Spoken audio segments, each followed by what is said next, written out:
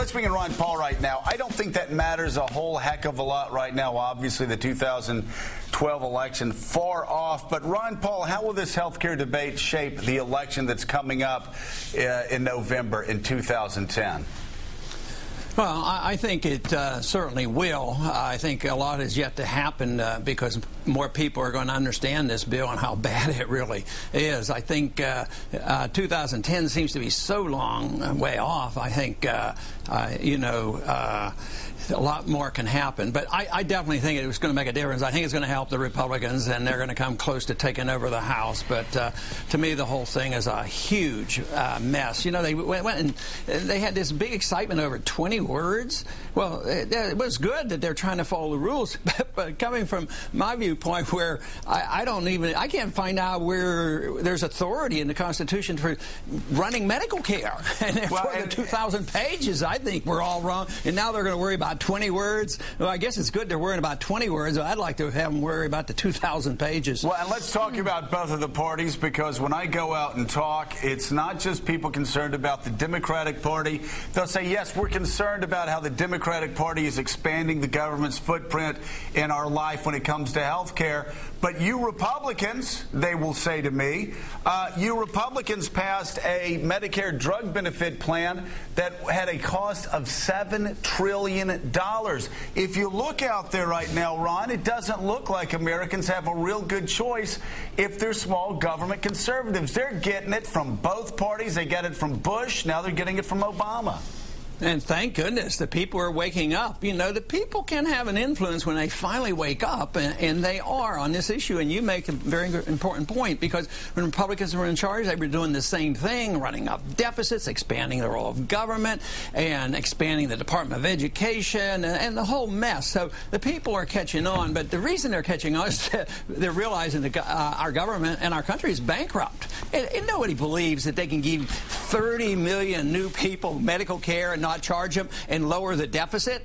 I mean, it is astounding that they do this with a straight face. And yet everything is just so much partisan bickering. And like you point out, they're saying the same thing, but it's partisanship. It's who gets to favor their friends the most, who's going to run it, who gets the power. Well, and that's what's so fascinating to me is the harsh partisanship in Washington, D.C. When you look at the arc of the federal government over the past decade, there's just not a lot. And this drives partisans on both sides crazy when I say it, but when it comes to the size of government, there's just not a real difference between Republicans and Democrats. How Republicans acted over 8 years when they're in power and how Democrats are acting now. They're both spending money we don't have. Pat Buchanan, do you have a question for Ron Paul? Sure, but you're right, Joe. George W. Bush was a great society Republican. But let me ask Ron this. Ron, let me ask you, repeal and reform sounds like a good message to run on, and I think it's got real credibility with the American people. There are some aspects of that bill they may like, others they detest. But as a practical matter, the president's got a veto pen. You'd have to have 2/3 of both houses to override his veto. As a practical matter, you can't repeal and reform, can you? No, not under these circumstances. Maybe someday when the country goes bankrupt and we rebuild the whole society, we're going to have to reform. But right now, there's no chance of this happening. I would like to preserve and save something. You know, in this whole medical debate, you know, they talked about the public option, you know, for a long time. I wondered why they never said, why can't we preserve a private option? This, to me, one of the worst things they've done with this bill is take away a private choice. They undermine the health savings accounts, so giving a person to opt out. But they don't want you to opt out. Matter of fact, this time they're forcing everybody to go in and buy government mandated insurance. So they're moving in the wrong direction, at least in education. As bad as it is with public education and what they've done to it, you know, you could opt out. You could teach your kids at home, and you could still go to private school. But now, in medicine, you can't opt out, and that is why the medical care quality is going to deteriorate, and why the cost is going to escalate, and eventually everybody's going to be a lot more unhappy. Pat Buchanan, I want to go to your point, though, about repealing this bill, or portions of it, if Republicans take control of the House of Representatives. The one thing that we knew in 1994 when we got elected is even if the liberal Republicans in the Senate didn't go along with us, even if Bill Clinton didn't go along with us, you look at the Constitution, and the House of Representatives has the checkbook. Nothing gets paid for unless the House of Representatives says it gets paid for. So you have a lot of programs that could be defunded by a conservative House in 2011 and 2012. Nothing passes, nothing gets done unless the House says it does.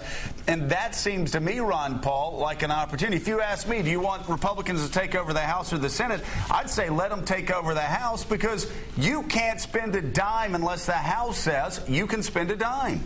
That's the way it's supposed to be, but that's not the way it happens. The Congress, for decades now, have given up their prerogatives to the executive branch. We've had Republicans who loved the strong executive. Still today, the executive can go to war without a declaration. The Federal Reserve can spend $2 trillion without appropriation. The other day, what did Obama do? When the Congress couldn't do something, they were welcome. Oh, write an executive order. It has the force of law.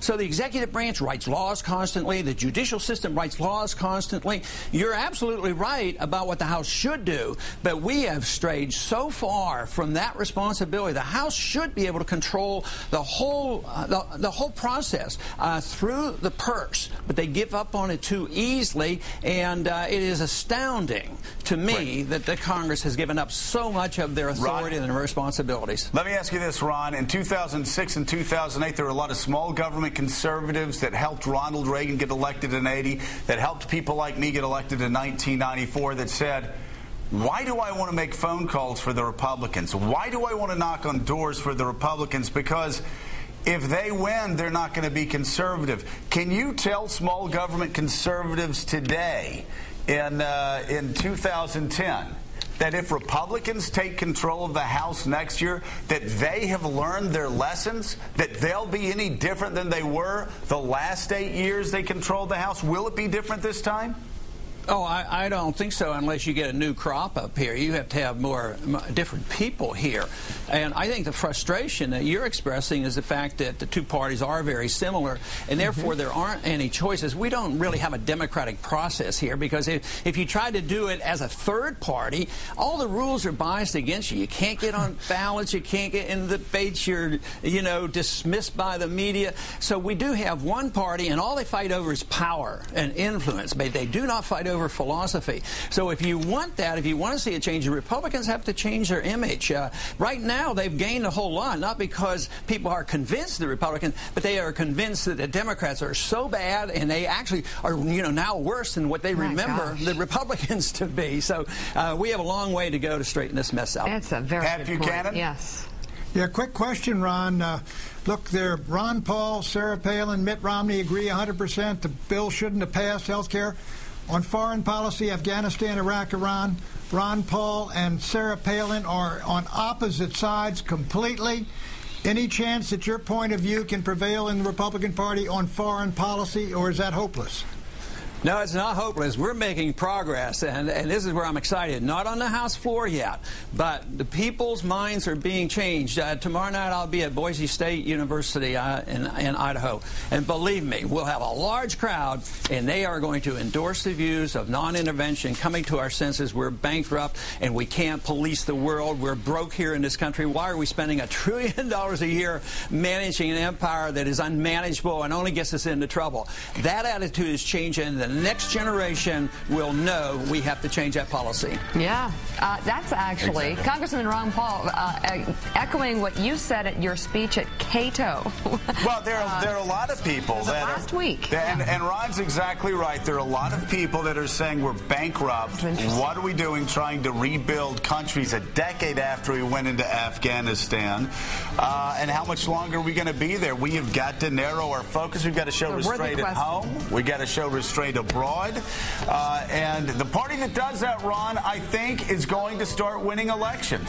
Yeah. Yep, that's it. And we need the influence of these independent-minded people, and unfortunately they don't have another party, so they'll have to influence both parties. He says we need a new crop. We Congressman Ron Paul, thank you very much. Thanks, Ron. Good to have you back on the show. Good to be with you.